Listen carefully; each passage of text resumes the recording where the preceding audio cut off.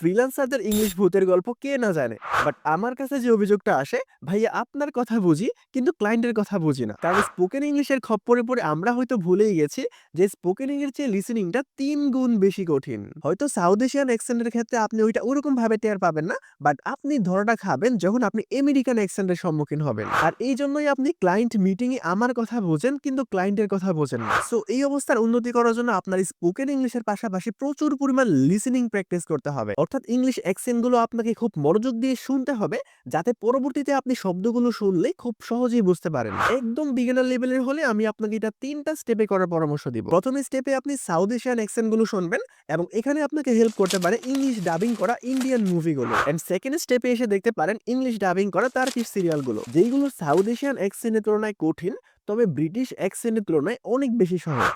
Last and final স্টেজে আপনাকে অবশ্যই ব্রিটিশ অ্যাকসেন্টের দিকে ফোকাস করতে হবে, যেটা হতে পারে নাটক, movie, serial, talk show, radio show, anything. তবে গুরুত্বের সঙ্গে লক্ষ্য রাখবেন আপনি যা শুনছেন অথবা যা দেখছেন সেখানে যেন আপনার ইন্টারেস্টটা বজায় থাকে, আদারওয়াইজ আপনার অবস্থা হবে এই বিড়ালটার মতো। তার থেকেও বেশি ইম্পর্টেন্ট কাজ যেটা আপনাকে করতে হবে, এরকম ইনফরমেটিভ ভিডিও আরো পেতে চাইলে ভিডিওতে একটা লাইক, ফেসবুক হলে ফলো এবং ইউটিউব হলে সাবস্ক্রাইব করতে ভুলবেন না।